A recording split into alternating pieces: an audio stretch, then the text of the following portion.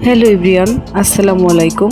Welcome to my another blog. এই ব্লগটা অনেক আগেই করা ছিল, বাট তোমাদের সাথে শেয়ার করা হয়নি, তাই আজকে শেয়ার করলাম। মিঠুনের সাথে মোটামুটি আমার একটা ফাইট হয়ে গেছে, তো অনেক আপসেট ছিলাম, মন খারাপ ছিল। তাই দেখলাম বাসায় এসে দেখলাম ও আমার জন্য একটা শাড়ি অর্ডার করেছিল। এই শাড়িটা আমার অনেক আগেই পছন্দ করা ছিল, কিন্তু আজকে যে অর্ডার করবে এটা আমি ভাবতেও পারি, বলতে গেলে সারপ্রাইজ হয়েছি।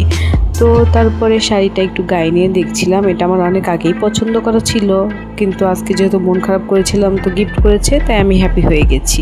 আর এটা ছিল আমার অর্ডার। আনফর্চুনেটলি এই অর্ডারটাও আজকেই আমি রিসিভ করেছি, তো এটাও তোমাদের সাথে শেয়ার করলাম। এটা মূলত একটা তামিল লুক দেবো দেখে অর্ডার করেছিলাম, তো যেমনটা চেয়েছিলাম ঠিক সেরকমটা না, বাট ভালো ইউজ করা যাবে। এই যে লাস্টে এটা দিয়ে আমাকে আমার রাগ ভাঙানোর চেষ্টা, একটা কেক নিয়ে এসেছিল, তারপর রাগ ভাঙালো, মুলাকাত হয়ে গেল, দুজনের মিল হয়ে গেল।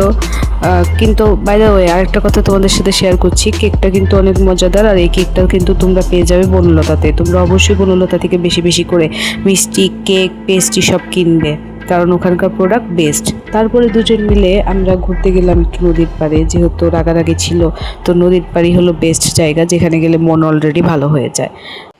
তারপরে যে মহারাজের একটু ভিডিও নিচ্ছিলাম। মহারাজ জানি না তাও আপসেট হয়েছিল, জানি না ওর মনের মধ্যে কি চলছে বা কি টেনশন করছে, বাট আমি চিল, কারণ আমার মন ভালো হয়ে গেছে। শাড়ি, গহনা, কেক, আর কি চাই বলো। তারপরে নদীর পাড়, অবশ্যই মন ভালো হবেই।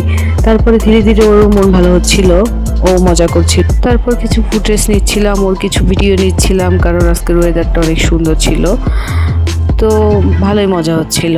তো আজকের ব্লগটা এই পর্যন্তই। তোমরা ওয়েদারটা দেখো এবং রিভিউটা দেখো কি সুন্দর, আর জানিও আজকের ব্লগটা কেমন হয়েছে। টাটা।